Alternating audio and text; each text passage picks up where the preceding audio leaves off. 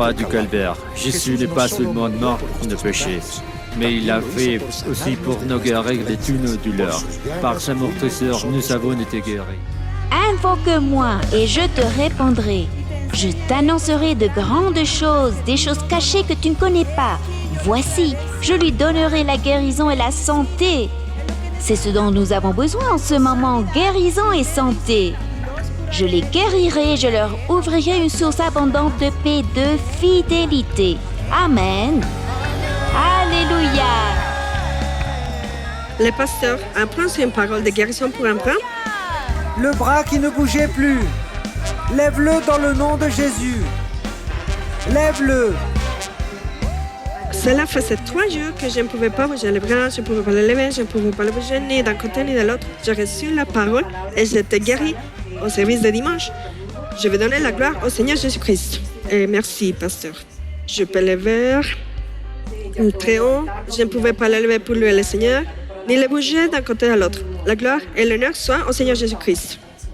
Je suis un officier de la police de New York. Durant les dernières 4 à 5 semaines, j'étais en train de travailler avec des officiers qui ont été testés positifs au virus. Approximativement 3 semaines après, j'ai commencé à voir ce qui rassemblait des symptômes de ce virus. J'ai fait les tests et il était négatif. C'est pourquoi je veux remercier et honorer notre Père parce qu'il me garde. Merci Père aimé pour tout ce que tu fais pour nous. En cette période du Covid-19, l'entreprise où je travaille actuellement a pris la décision de nous donner des vacances anticipées. J'ai reçu la paye de ces vacances et nous avons pris la décision de donner la dîme et l'offrande. Dieu nous a répondu de manière surnaturelle.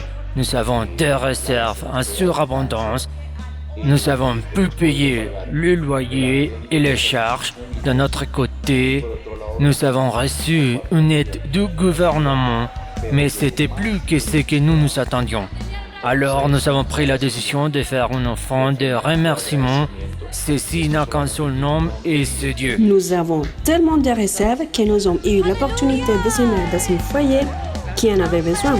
Dieu a fait d'événements une terre fertile et nous allons voir plus. Je crois que nous pouvons l'applaudir dans ta maison, là où tu es impressionnant, la façon dont Dieu agit.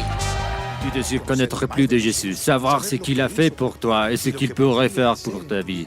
Alors prête une grande attention aux paroles suivantes. La parole du Seigneur dit dans l'évangile de Jean, au chapitre 10, verset 9, « Je suis la porte. Si quelqu'un entre par moi, il sera sauvé. Il entrera, il sortira et il trouvera des pâturages. » La présence du Seigneur a frappé à la porte de ton cœur. Et nous avons tous l'opportunité d'ouvrir cette porte. Et c'est une porte que l'on ouvre de l'intérieur. C'est une porte que seulement chacun de nous pouvons s'ouvrir ou fermer. Et c'est l'opportunité pour permettre à Jésus d'entrer dans notre cœur. Si tu dis, cette opportunité de salut est pour moi, c'est le moment où je peux me réconcilier avec le Seigneur, c'est le moment du plus grand miracle. Le miracle où Jésus naît dans mon cœur et me donne le miracle du salut.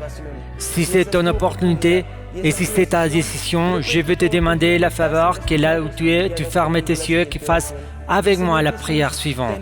Dis Seigneur Jésus, j'ai besoin de toi. J'étais pécheur, j'étais loin de toi. Je me suis éloigné, j'étais rejeté, j'ai refusé de croire en toi. Mais aujourd'hui je me réponds et je reviens à toi de tout mon cœur. Je t'invite à être mon Seigneur, à être mon Sauveur. Lave mes péchés avec ton sang et inscris mon nom dans le livre de la vie éternelle.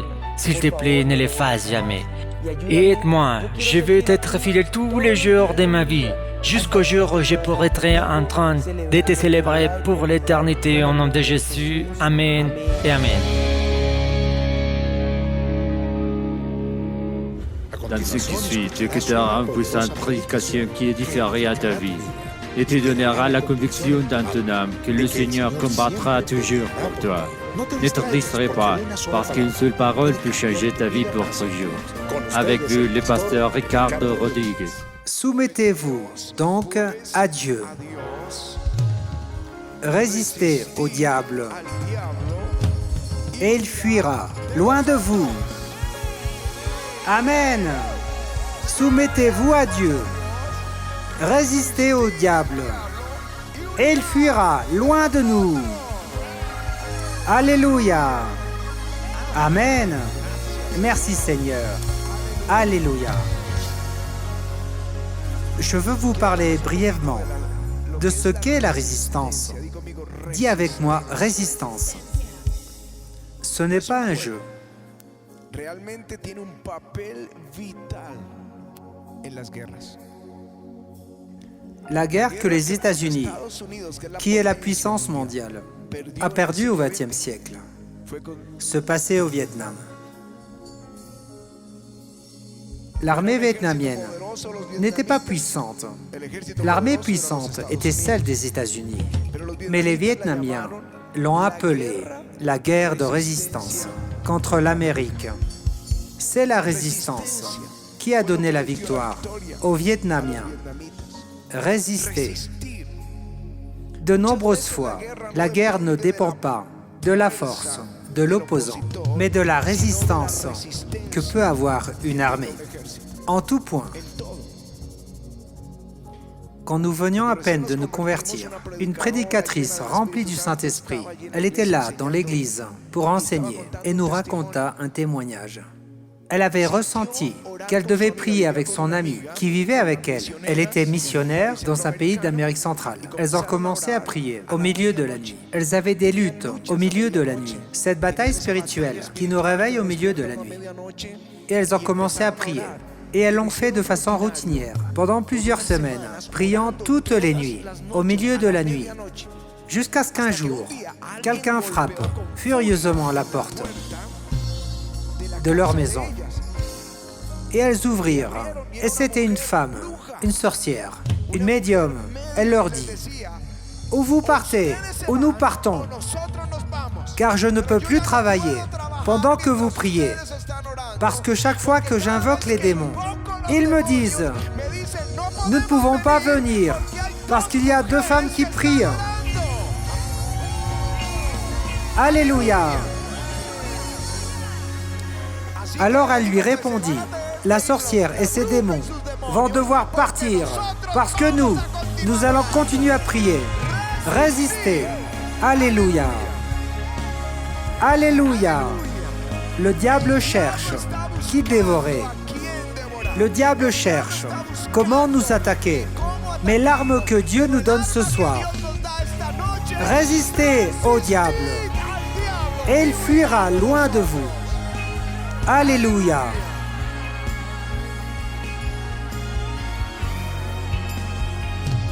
Alléluia. Maintenant, venons-en à la pratique, en plus du témoignage de cette prédicatrice. Dans la Bible, dans le livre de Daniel, le livre de Daniel m'enchante. Je crois que le livre de Daniel plaît à tous les enfants. Il y a des histoires comme celle de Daniel dans la fosse aux lions et celle de Shadrach, Meshach et Abed-Nego, 3 amis de Daniel. En résumé, l'histoire est celle-ci. Le roi Nabuchodonosor, qui gouvernait Babylone, qui était l'empire mondial. Comme je crois, nous pouvons le dire, plus grand que les États-Unis. Plus grand, parce que c'était un gouvernement mondial. Ils avaient tout conquis, tout soumis à Babylone. Et durant son règne, le roi décide de faire une statue d'or de 20 mètres de haut pour que tout le monde l'adore. Et quand les instruments jouaient, les nations s'arrêtaient pour adorer cette image. Mais là, il y avait ces 3 croyants.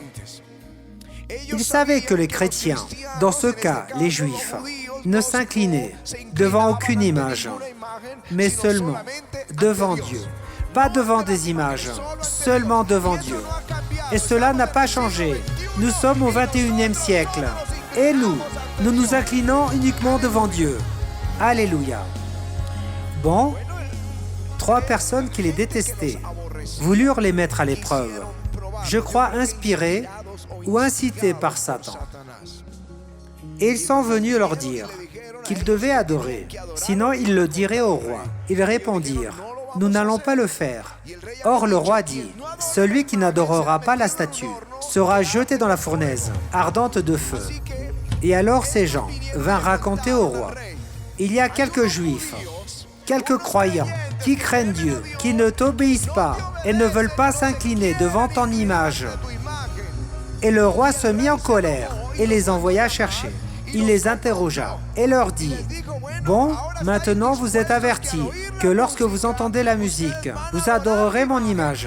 Sinon, il y a une fournaise ardente qui vous attend là-bas. » Et ils protestèrent et les trois dirent « Ce n'est pas nécessaire de te répandre à ce sujet.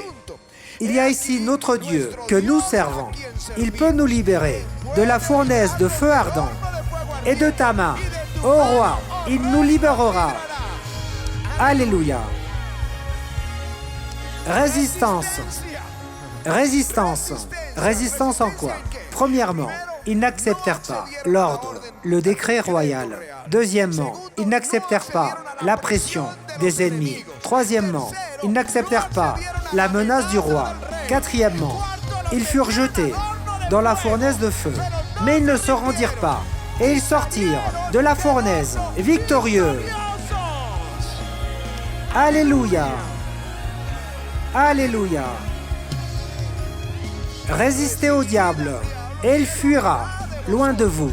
Parce qu'en fin de compte, lorsqu'ils les jetèrent dans la fournaise, ils ne sentirent même pas la fumée. Le feu ne leur fit aucun mal. Ceux qu'ils y avaient jetés moururent brûlés, mais eux étaient sains et saufs. Et lorsqu'ils sortirent, Nabuchodonosor les honora et les éleva. Ce fut une nouvelle mondiale, ce fut un édit mondial. Eh bien, c'est ce qui arrive. Si nous résistons, quelque chose va arriver, car il y aura un décret en faveur des enfants de Dieu. Alléluia.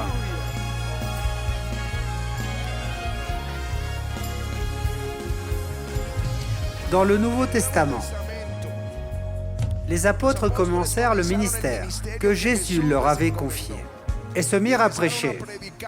Et 3000 personnes se convertirent. Et lors d'une de leurs visites au temple, il y avait un paralytique. Pierre et Jean guérirent le paralytique qui s'y trouvait. Et la multitude était surprise.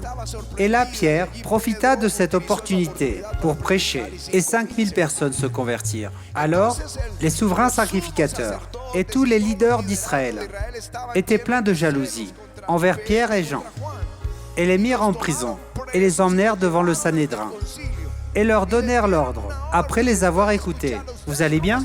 Que faites-vous » Et ils répondirent, « Eh bien, cet homme a été guéri par le nom de Jésus-Christ. » C'est ce qu'il a dit.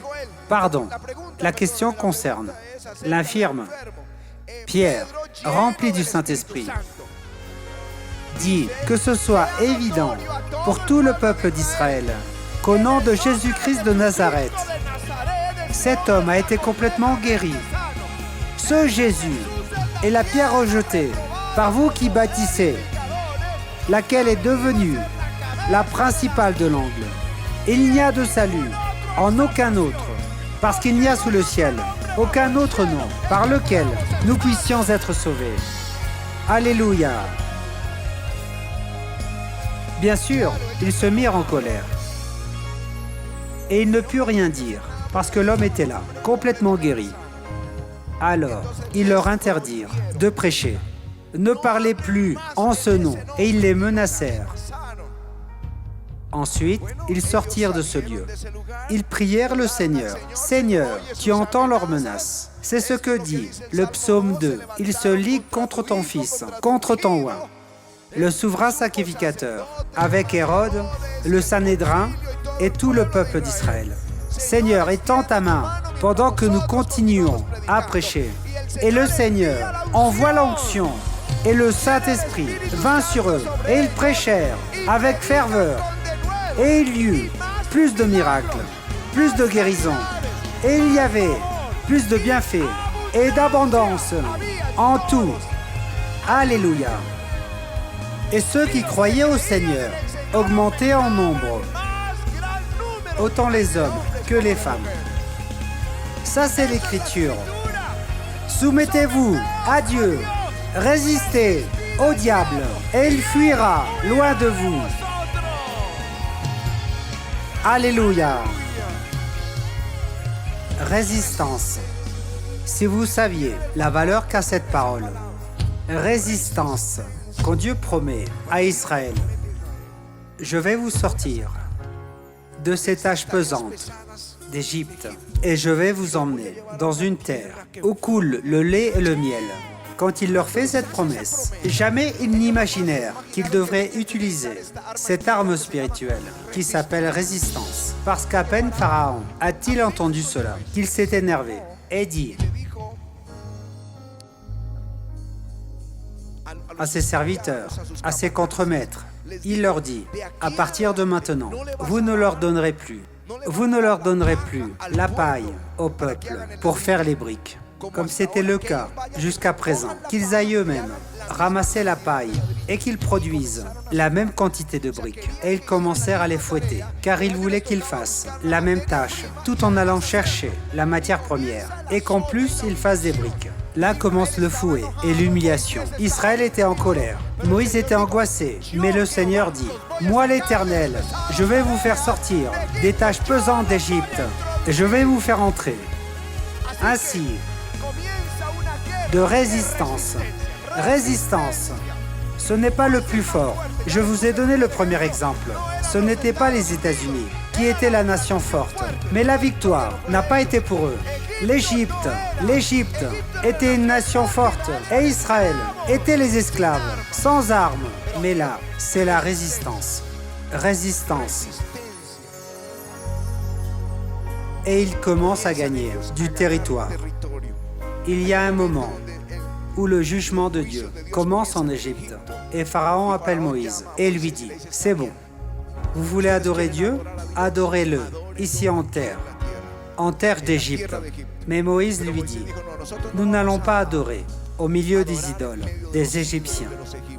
Nous allons aller à 3 jours de marche et allons adorer Dieu. » Et Pharaon se mit en colère, mais ils résistèrent. Et les plaies ont continué. Et ensuite, il les appelle et leur dit, « Bon, qui sont ceux qui vont aller ?» Et leur dit, « Qui sont ceux qui vont aller ?» Et ils lui répondent, « Nous allons tous y aller, nous allons aller avec nos femmes. » Il dit, « Non, que les hommes y aillent, Il commence à céder. C'est un bras de fer, de résistance. Avec Satan, c'est comme ça. Je vous dis, n'ayez pas peur du diable. J'ai grandi ayant peur du diable. Lorsque nous parlions du diable, nous parlions à voix basse. C'est ce que le diable a fait. Parce qu'il nous semblait que si nous parlions trop fort, j'imagine que nous pensions qu'il allait venir ou qu'il allait nous entendre. Quelle crainte! Non, je parle fort quand je parle du diable. Car celui qui doit avoir peur, c'est Satan. Le Seigneur, Jésus-Christ, nous a donné autorité sur toutes les forces de l'ennemi et rien ne pourra nous nuire. Alléluia! Alors le diable commence à lâcher prise. Il leur dit, « C'est bon, allez avec les hommes. » Ensuite, comme la pression était si grande, il leur dit, « Bon, allez avec les vieillards, allez avec les femmes, allez avec les enfants, allez-y tous, mais laissez votre bétail ici. » Moïse dit, « Pas un seul ongle ne restera en Égypte. » Il dit, « Allez, servez votre Dieu, que les vaches et les brebis restent ici. » Et il dit, « Non, notre bétail viendra avec nous. » Et là est le point de résistance que nous opposons à Satan. Nous ne cédons pas, peu importe que nous nous sentions tout petits, mais nous ne cédons pas. Soumettez-vous à Dieu. Résistez au diable et il fuira loin de vous.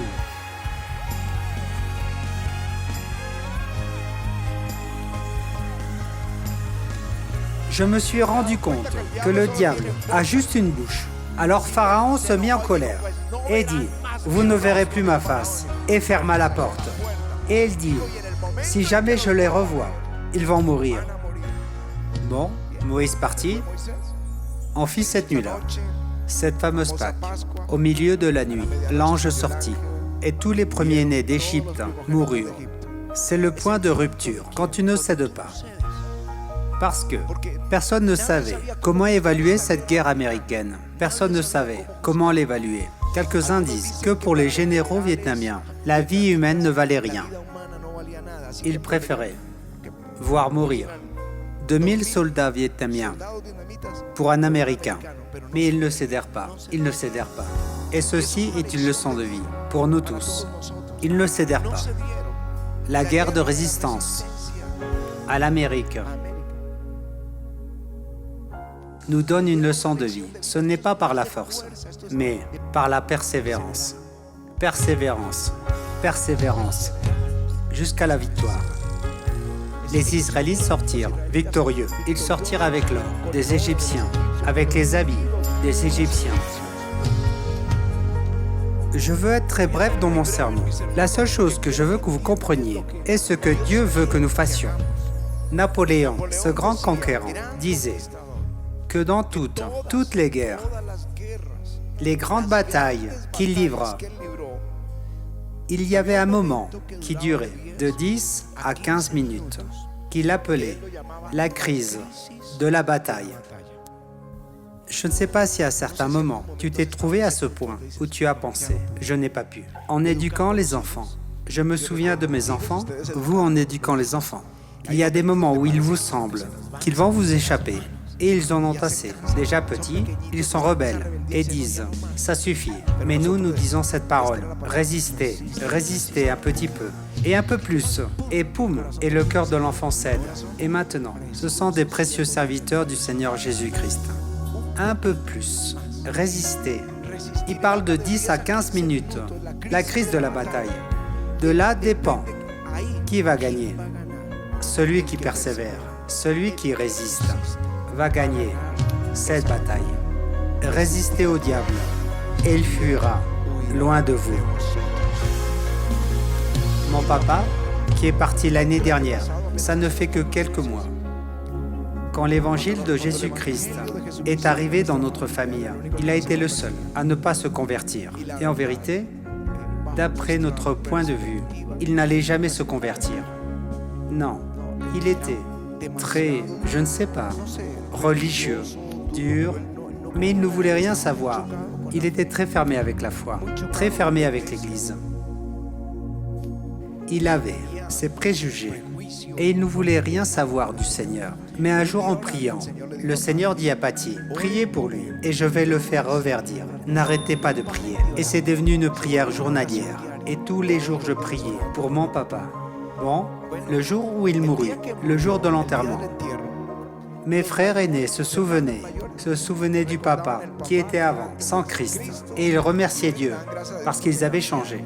Mais tous les petits-enfants disaient, je ne sais pas de qui ils parlent. Pour moi, mon papy était le meilleur des meilleurs. C'est-à-dire qu'il se rappelle de l'homme né de Dieu, né de nouveau.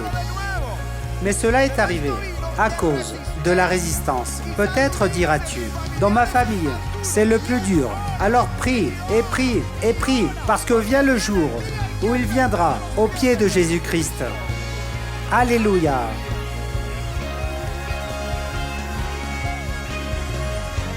Et ceci est ma parole.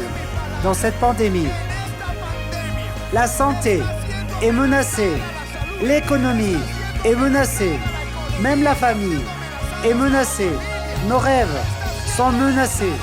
Et le Seigneur dit à l'Église, résistez, ferme dans la foi, ferme dans la foi, ferme dans la foi. Ne faisons pas un pas en arrière dans notre foi. Parce que le jour vient où Satan fuira loin de nos vies. Alléluia. Alléluia. C'est la parole que l'Esprit de Dieu me donne pour l'Église. Écoutez ce que l'Esprit dit à l'Église. Résistez, résistez, résistez. Peu importe que tout déborde d'un côté et d'autre. Résistez, parce qu'il y a un jour où Dieu restituera tout ce que le diable est en train de nous enlever. Alléluia. Père, merci, parce que tu es avec nous. Et merci pour ceux qui ont cru et qui se sont levés et qui ont fait une offrande en espérance. Merci Seigneur. Pour ceux qui se sont levés en croyant que cela peut être un point de contact par lequel ils sont guéris. Par toi Seigneur, je te supplie, étends ta main et guéris-les. Je te supplie, restaure leur santé. Que celui qui était avec un cancer, devant faire de la chimiothérapie, que tu le guérisses, qu'il n'ait pas à s'exposer dehors, dans un hôpital. Tu sais qu'il y a quelqu'un en dialyse et le Seigneur fait un miracle dans son corps. Ce que je ressens, c'est que bientôt, les mêmes médecins vont prendre l'initiative de refaire des examens parce que tout va bien. Je te remercie, c'est un miracle. Parce que c'est quelque chose d'irréversible, mais tu peux le changer. Tu peux changer ce diagnostic. Étends ta main et guéris nos maisons, tes enfants. Seigneur, il y eut un service où tous furent guéris. Dans les jours où tu marchais sur cette terre, et tu l'as fait aussi avec les apôtres, fais-le avec nous, aujourd'hui, dans le nom de Jésus. Je te le demande dans le nom de Jésus. Des services où tous sont guéris. Je te le demande dans le nom de Jésus. Et je te demande pour mes frères qui sont sur le point de se décourager à cause de l'économie. Je te demande un miracle dans leurs finances. Je te demande un miracle, que tu aies en mémoire leurs offrandes au jour de l'épreuve. Et je te demande de leur apporter la guérison, que tu leur apportes la provision et que tu leur apportes l'argent dont ils ont besoin. Qu'ils te connaissent comme celui qui pourvoit. Qu'ils sachent que leurs prières ne tombent pas à terre, mais qu'elles sont entendues par toi. Je te supplie, Seigneur, défends sa cause. Je t'en supplie que tu l'éloignes et que tu leur donnes un cœur fort pour résister, comme celui de Shadrach, Meshach et Abednego, ou comme les apôtres. Donne-leur cette onction pour résister au diable, lui résister jusqu'à ce qu'il fuit de leur maison, jusqu'à ce qu'il fuit de leur église, jusqu'à ce qu'il fuit dans nos nations, dans le nom de Jésus. Dans le nom de Jésus. Donne-leur cette onction. Donne-leur cette onction. Donne-leur cette onction. Dans le nom de Jésus. Dans le nom de Jésus. Aide-les. Soutiens-les, Seigneur. Dans le nom de Jésus.